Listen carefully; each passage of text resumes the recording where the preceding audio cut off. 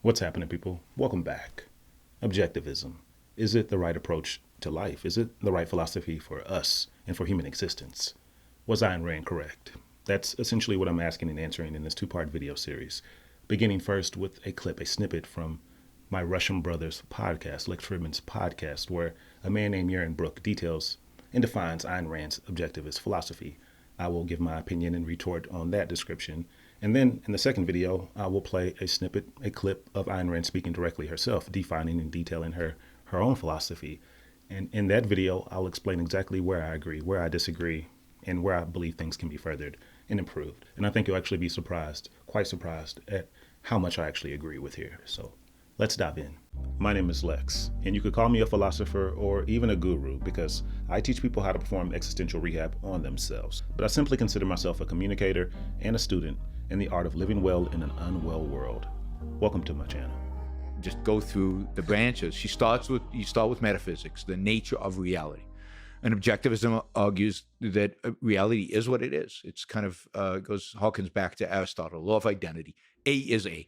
You can wish it to be B, but wishes do not make something real. Reality is what it is, and it is the primary. And it's not manipulated, directed by consciousness to give us information about reality. That is the purpose of consciousness. So in metaphysics, existence exists. The law of identity, the law of causality.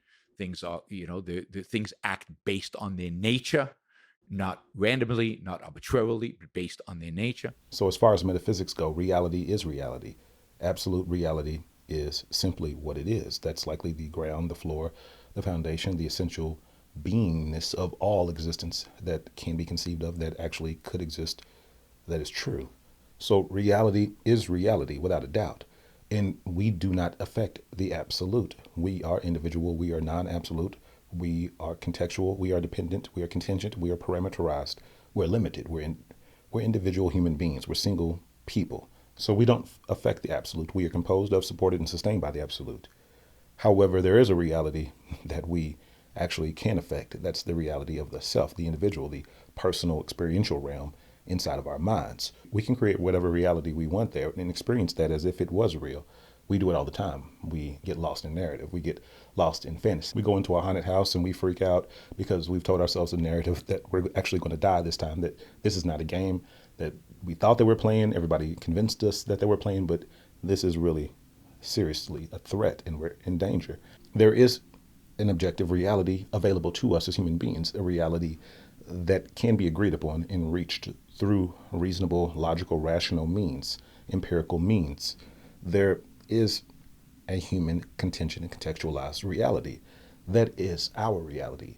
To simply state that the reality that we experience is the final end-all be-all reality will be an error, in my opinion, because clearly with a different nature, a different structure, we would experience a different reality, almost certainly, because the reality that we experience is the product of our inability to lens and interpret it and absorb all spectrum of light in an intelligible fashion. We don't hear all of the entire spectrum of sound, of audible noises. We cannot hear the entirety of it. So we can't see, feel, know, or perceive all of existence that we are even aware of, thanks to an extension of our senses, scientific instruments, technology. So change the structure, the nature of our brain and body. It's almost certain and given that we'll experience a different reality. So it's really important that when we say reality is simply reality, that we're careful. We have to be really careful when we say reality is simply reality, because yes, we experience reality as we do now. However, because of our minds, because of what we understand differently, what we've created in this world, we do not experience the same reality that people did 100 years ago or 5,000 years ago, even though our physical structure and nature is relatively identical. So reality for human beings, in my opinion, if we want to be clear about this metaphysically, is threefold. There is the individual perspective on existence, on the mind, on the experience of reality from a subjective, limited, individualistic standpoint. That's one. Then there's the reality that we experience objectively as human beings, given our nature, our structure, our fundamental essence of humanness. That's two. And then there's an absolute reality, a reality that all things share, an absolute, objective, fundamental, and essential layer of existence and beingness that everything is supported, connected, and contingent upon. That is the way things work. That is what I see. That's what I believe to be true.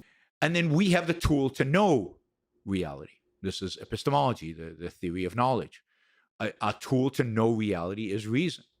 It's our senses and our capacity to integrate the information we get from our senses and to integrate it into new knowledge and to conceptualize it, and that is uniquely human. We don't know the truth from revelation. We don't know truth from our emotions. Our emotions are interesting. Our emotions tell us something about ourselves, but our emotions are not tools of cognition. They don't tell us the truth about what's out there, about what's in reality. So reason is our means of knowledge, and therefore reason is our means of survival.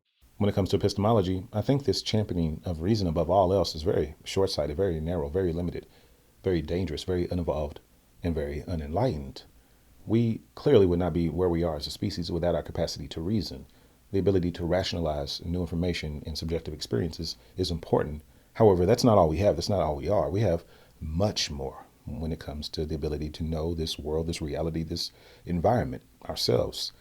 We have an a priori human logic, human knowledge base. We share an objective human essence when it comes to this reality. Certain things are universally beautiful. Certain things smell good almost universally. Certain things taste good almost universally. There's truth. There are things that are shared across our species, and that is knowable without reasoning. That is just known. That is there, preceded, preloaded. Now, that's not all I'm talking about. We have another brain that we do not access, another guiding compass toward right, toward a better existence that we have completely done away with, eschewed, and ignored in favor of what we know most directly through conscious awareness, the mind, the brain, reasoning, rationality, logic in this fashion. This apparentness, the ease of access to the mind in the tool of reason has caused us to completely atrophy in our capacity to use our intuition, our gut stomach, the same brain that all life shares, the intuitive brain, the brain that's connected to the environment by way of the organism, not through sense perception, not through awareness or even a priori knowledge.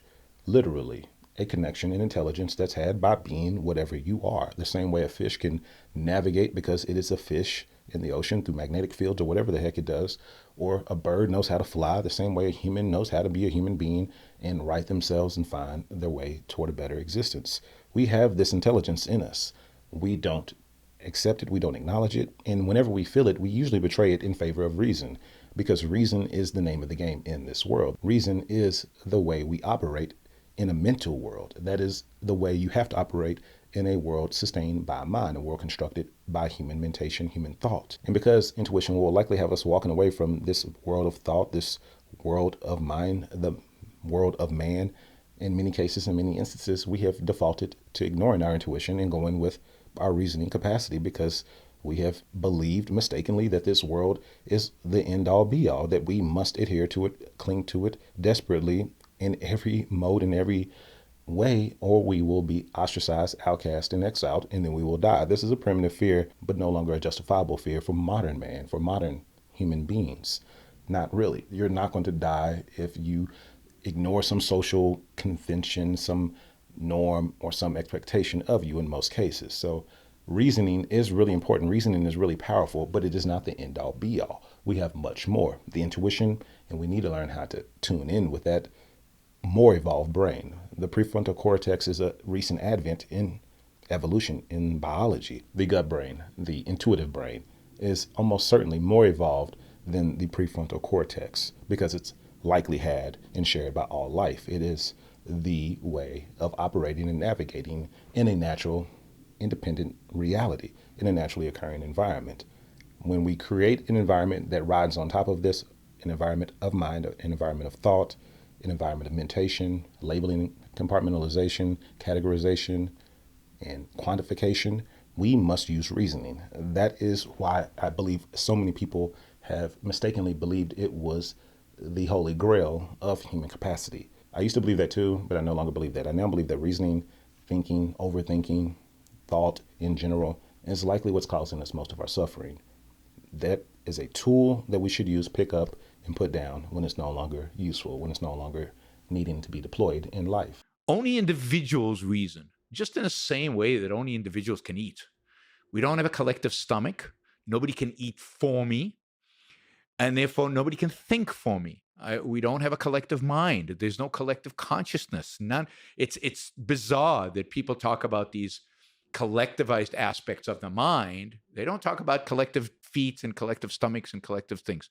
But so we all think for ourselves, and it is our fundamental basic responsibility to live our lives, to choose to, once we choose to live our lives to the best of our ability. So in morality, she is an egoist. She believes that the purpose of morality is to provide you with a code of values and virtues to guide your life for the purpose of your own success, your own survival, your own thriving, your own happiness.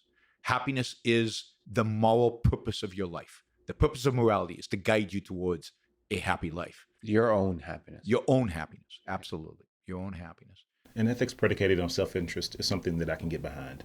But an ethics predicated on individual pursuit of happiness is not something that I can get behind. An ethics predicated on reasoning being the tool that a person, an individual, will use to navigate their way toward happiness is not something that I can get behind. Yes, you should take care of yourself. You should look out for yourself. You should do what's best for you at all times. You cannot know what's right for another adult, really for another individual in this world, to a certainty.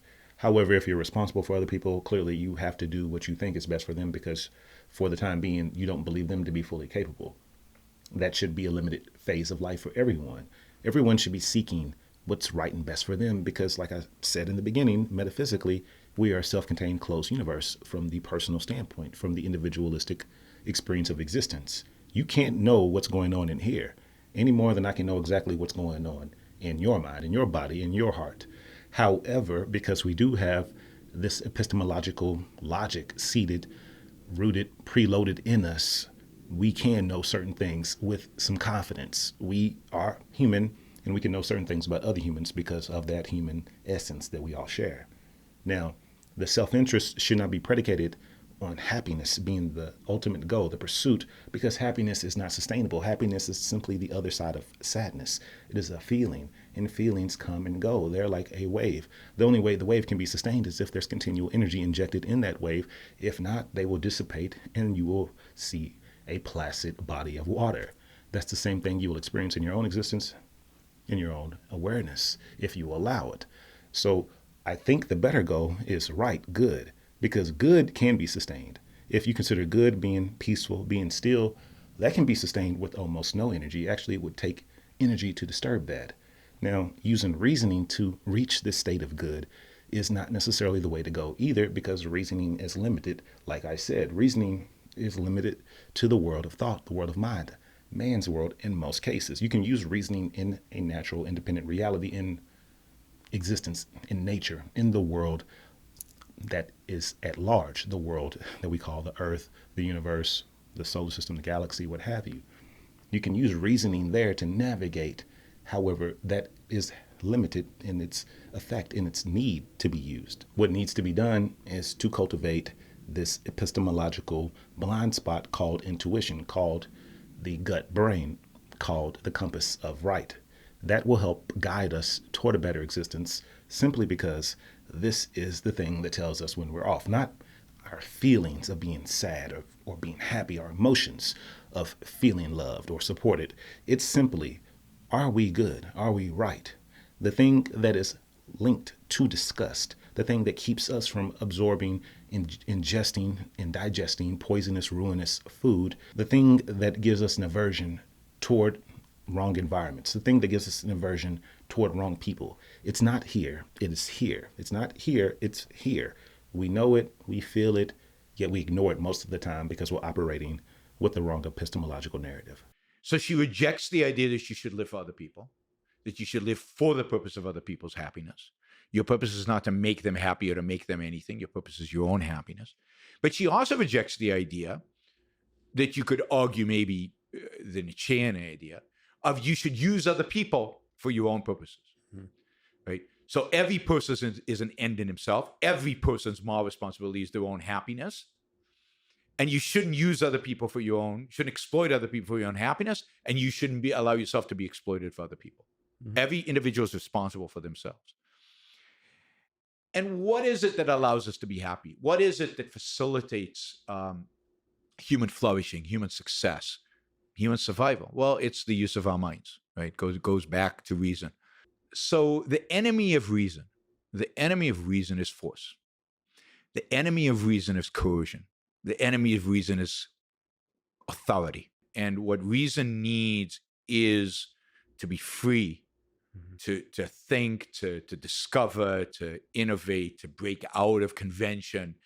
The whole point of government, the whole point of when we come in a social context, the whole point of establishing a government in that context is to secure that freedom. She rejects all form of statism, all form of government that is, overly that is involved in any aspect other than to protect us from force, coercion, authority. And she rejects anarchy. So she completely rejects anarchy. Anarchy is completely inconsistent with her point of view, and we can talk about why if you want. And she thought that the American system of government came close in its idea, obviously founded with the sin of slavery. And we need to build on that to create an ideal political system that will, maximize the freedom of individuals to do exactly this. When it comes to freedom, I cannot argue that it is of paramount importance in anything we would call a reasonable or desirable philosophy, objectivism, or anything else. It must be had. It is essential. It is necessary. Or you cannot even use your reason to navigate to what you would call a happy state of existence. If you don't have freedom, if you're operating intelligently, like I suggest, using your intuition to inform your reason beyond your senses to navigate toward what you would call a right state of existence, without freedom, you cannot move. You cannot do that. You cannot access the options available to you that are known to be more right than what you're experiencing or having and possessing currently. You need to be able to move. You need to be able to access your degrees of freedom. And that is important solely because, like I said before, no one can know what's best for you. No one can know absolutely what's right for you. We can get it to a certain point without absolute freedom, without complete autonomy, I believe, by adhering to a universally shared truth, a human logic. But beyond that, when we get to the individual aspect of us that's only knowable to us, the unique thing that makes us us and not everyone else, we need the freedom to navigate a little bit further on our own terms, in our own way, as we see fit. Without that, without the ability to do that, we will never be actualized. We will never be able to sustain anything like happiness, only the fleeting benefits and experience of pleasure, momentary, fleeting, and continually increasing in the amount of energy and time and effort it takes to eke out and squeak out the same amount of pleasure. So that's why we need freedom. Happiness cannot even be had without freedom. Only pleasure can be had. And that's the base type of pleasure, not the aesthetic, higher-minded, self-actualized type of pleasure. Without freedom, self-actualization cannot be had. Bliss, nirvana, the best state of existence cannot be had. So it's important. Freedom is important. It's a requirement. It's necessary. It's essential. But I don't believe that monetary and currency-based capitalism is the system to take us to a world where we're all free enough to find a maximum state of happiness or a sustained state of happiness, or free enough to self-actualize and find a state of bliss. I don't believe monetary and currency-based capitalism can do that. When I believe that monetary and currency-based capitalism is best suited to do, and what it's doing pretty effectively currently, is bring us to a world where a good portion of our species is in a position to experience pleasure more readily, able to access pleasurable experiences, goods, things more easily, with less energy and more reliability. That's where we currently are. But that does not lead to happiness, as we all know. So capitalism isn't the system. Capitalism isn't the way. I believe there's a better approach, an approach that I will discuss in detail in the next video. So stick around. Either way, thank you for watching this video. I'm going to link to the clip where Aaron Brooke and Lex Fridman discuss objectivism in the description below.